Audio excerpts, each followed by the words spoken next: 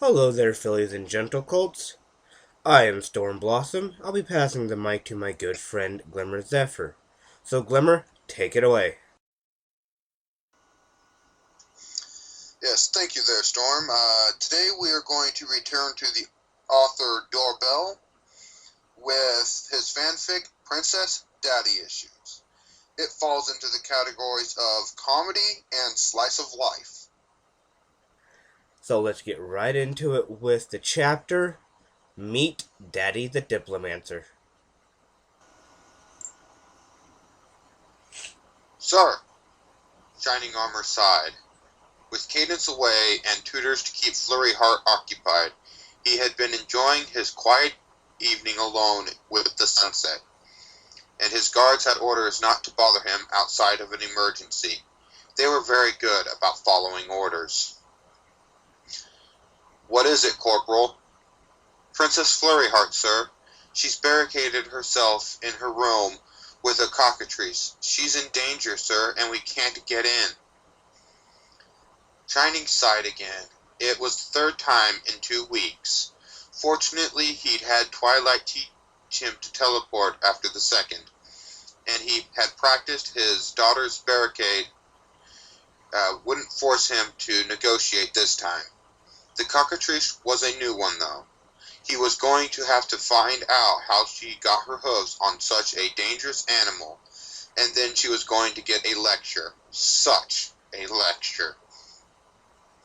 He wasn't particularly afraid for her, though. Tween Alicorn versus scared and confused cockatrice wasn't a contest, and it couldn't be worse than the time she'd been so upset over her chores that she'd conjured a Wendigo, or the time as a much younger foal she had refused to let him change her diaper for almost a week, while Cadence was on a diplomatic trip to neighboring Yakistan.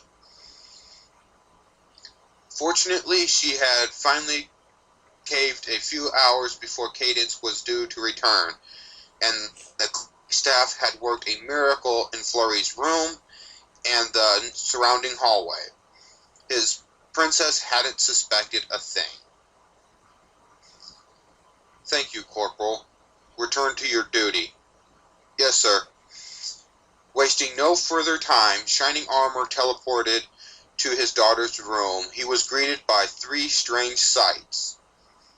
Flurry Heart's academic tutor, Mad Numbers, cast in stone, his daughter dancing on her hind legs in front of her new statue with her wings flopping for balance, and a tray of unfamiliar and distinctly non-equine turds beneath his hooves. The smell and the terrified cockatrice peering out from under the bed didn't even come close to making the list. He sighed a third time, catching Flurry Heart's attention. "Daddy!" she yelped. "Yep, that's me." Shining stepped out of the tray and levitated the petrified tutor over in front of the cockatrice. "Free him and you can go home," he said, then turned back to his daughter. "You're supposed to be anti-Twilighty again, and you're supposed to be grossed out by the cockatrice poo and fly away."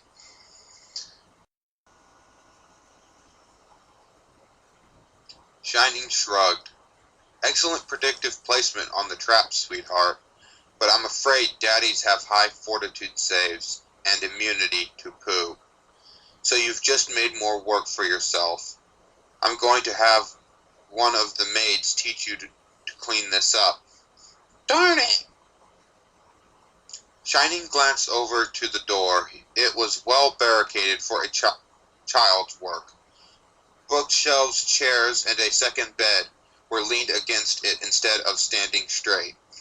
He could have probably still opened the door from the outside with an explosive shield spell, but it wasn't a sure thing. "Don't let your mother hear you using that kind of language, honey," he hissed. "But at least you'll pick up a few free points of non-class skill when you complete the quest, and I'm making a new rule." "You can't do that." "Yes, I can. I call on my daddy powers. Fine, Flurry said, grudgingly.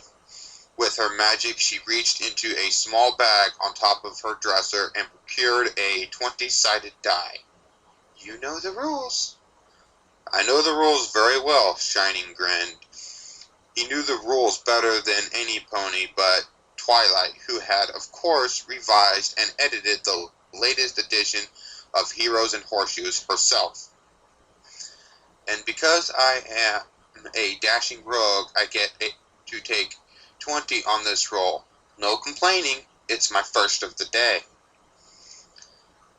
Fine, but the difficulty is still 36. Flurry sat back on her haunches, folded her forelegs, and donned a smug smile. The forgotten die rolled under the bed and was probably eaten by a grue. Shining and his shit-eating grin were prepared. Before any of my items and spell effects, I get plus 15 from skill and other plus 5 from my charisma, and it's only that low because my race is weak around Twilight. He stuck his head in his daughter's closet, spotted the new hiding place for all the gaming materials she kept taking from his room, and levitated out a pencil and paper. Dang it, Daddy, you cheese-mongering munchkin bucket of... Flurry made it farther than Shining had meant to let her, but he had almost stuffed her face with a hoof before remembering at the last moment that, unlike Daddy's, Flurry Heart was definitely not immune to poo. Stop, Flurry, he turned his tone stern. Don't say something I'll have to ground you for. Your charisma isn't high enough to do that. Another stallion's voice interrupted them. Is that? Oh my goodness, Your Highness, run! I'll stop the... Shining Armor, Flurry Heart, Mad Numbers, and the Cockatrice all stared awkwardly at each other. Shining turned his daddy frown on the Cockatrice before it could get any ideas, and it quickly looked away. Fluttershy's mighty stare had nothing on the powers of daddies. The worst she ever had to deal with was a dragon. Also, his daddy was a dedicated min-maxer. While using his magic to levitate the furniture away from the door, piece by piece, Shining started scribbling numbers on his purloined paper.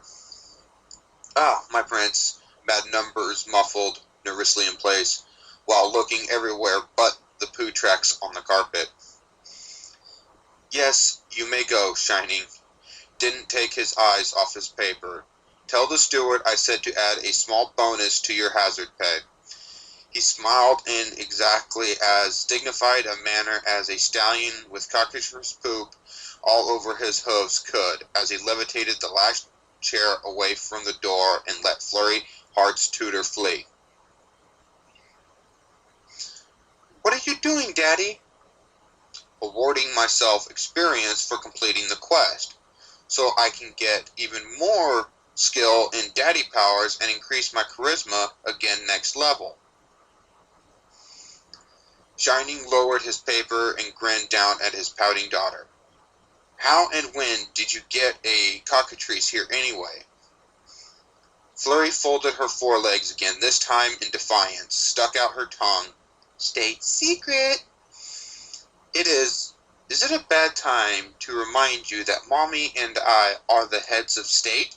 Shining teased.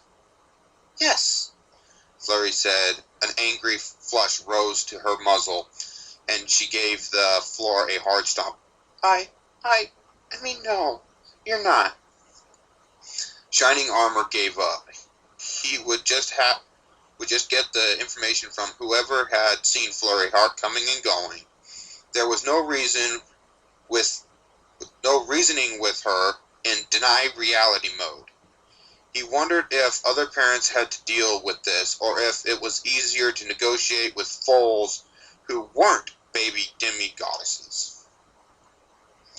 Alright, why'd you use a cockatrice to turn Mr. Numbers into stone? Flurry groaned. He was boring, Daddy. I'm so sick of maths all the time. And I asked Starburst, and he says his daddy doesn't make him take any tutoring in the evenings, and... Shining rubbed his forehead. Great. Now he was getting a headache and had cockatrice poo on his face. Okay, honey, slow down. First thing, you do not turn other ponies to stone for being boring. After a moment, something clicked, and he hastily added, or for any reason at all. Why not? Auntie Twilight and Great Aunt Celestia did it. They didn't use a cockatrice. Oh. Shining kept his sigh of relief internal as he walked back to her closet and put his experience calculations back with the rest of the books and character sheets. If it made sense to her, it was good enough. Second, I know math is boring, and I know you don't enjoy the history. But to grow up strong and tough like Daddy, and smart and wise like Mommy, you have to do what your tutors say. Flurry Heart opened her mouth, and he held a hoof up to stop her. We've been over this, honey. We've agreed. I'm right.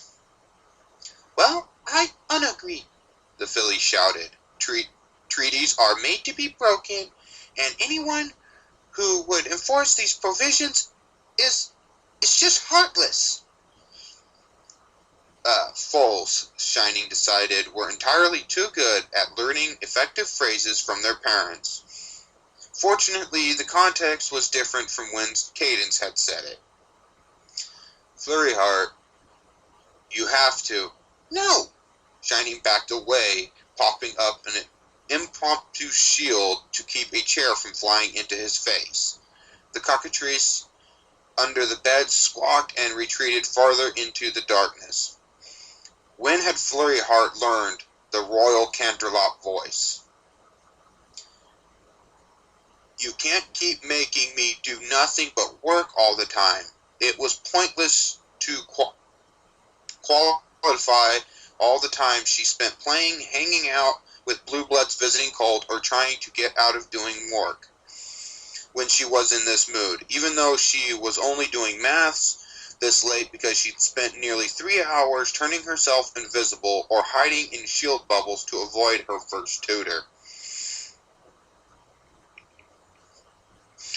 Flurry went on in a more even tone, sitting herself down as regally as if the floor were the crystal throne itself. I'm going to be crowned princess in just 3 more years. Oh no, Shining grimaced. Was the minimum age for coronation really that low? His daughter continued. Legally speaking, you can't stop me from naming myself Princess Daddy Issues at my coronation, Daddy. The one tale about you that every pony will remember for as long as I live is that you didn't love me. Shining swallowed. When had she learned to think so long term? At least she was paying attention to her lessons on law. He'd just have to negotiate a truce and let her forget, and also change the law while she wasn't looking.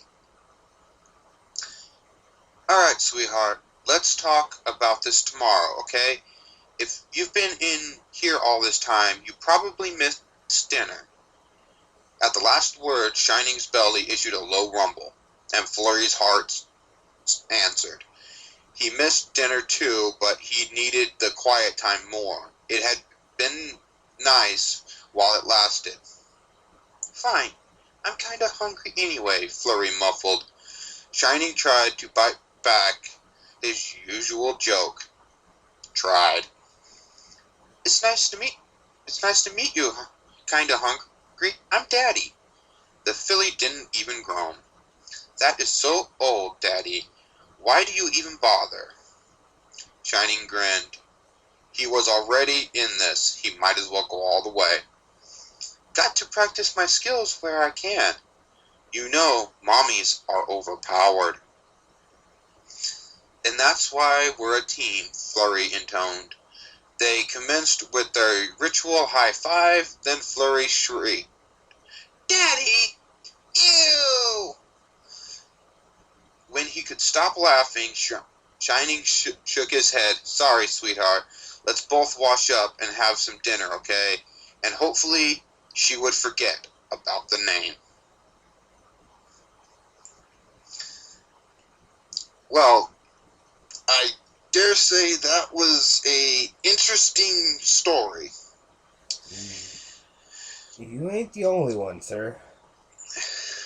You know, definitely a lot of references to tabletop RPGs. There was a few.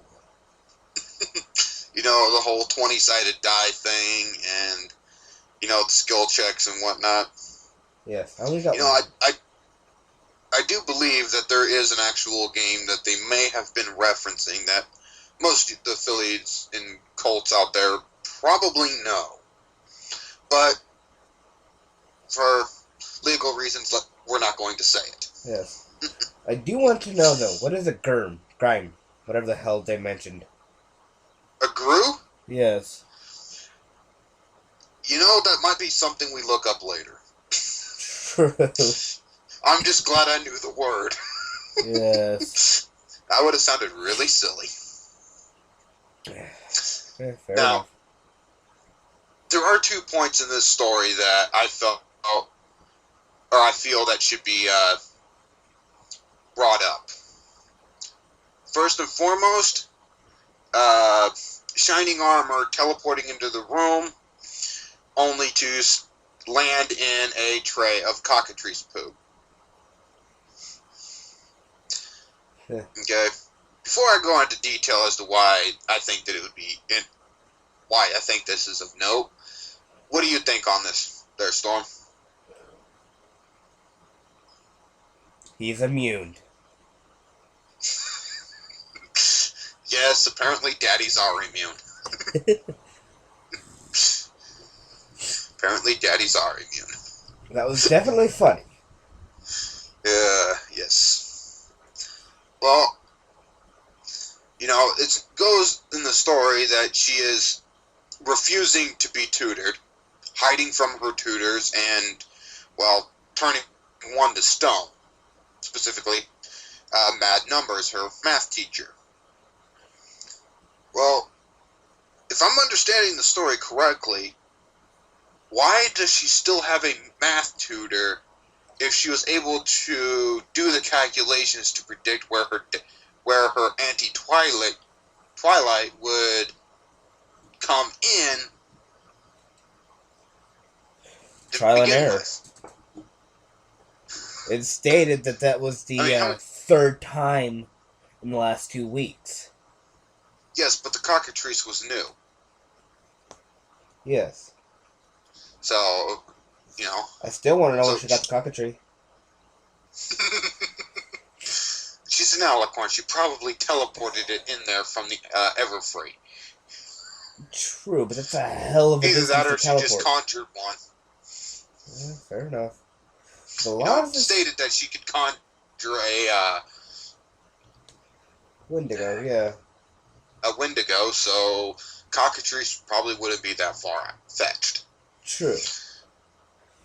But it does sound an awful lot like stuff I did to my mom. Yes. You know, this story kind of makes me think that maybe Doorbell might actually be a parent. Yeah. Drawing on self-experience. Or at the very least, been babysitting at some point. Now, the second point that I really wanted to bring up was when Shining Armor said that mommies are overpowered. Makes me think that maybe from time to time Cadence gets in on the game with them. True. And she'd basically be like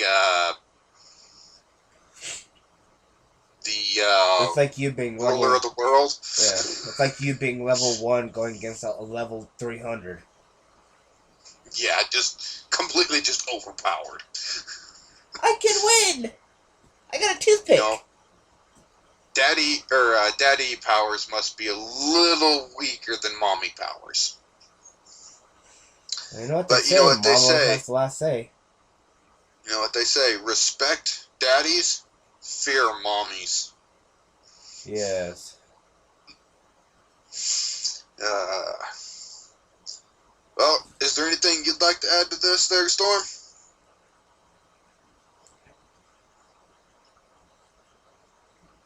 Not that I can think of. Nothing? Okay. Well, if you guys out there like this story, please, like it, share, comment, and subscribe. So, have a pleasant day, evening, night, whatever it is when you get hearing this. But we'll catch you on the flip side in the next reading. Peace out.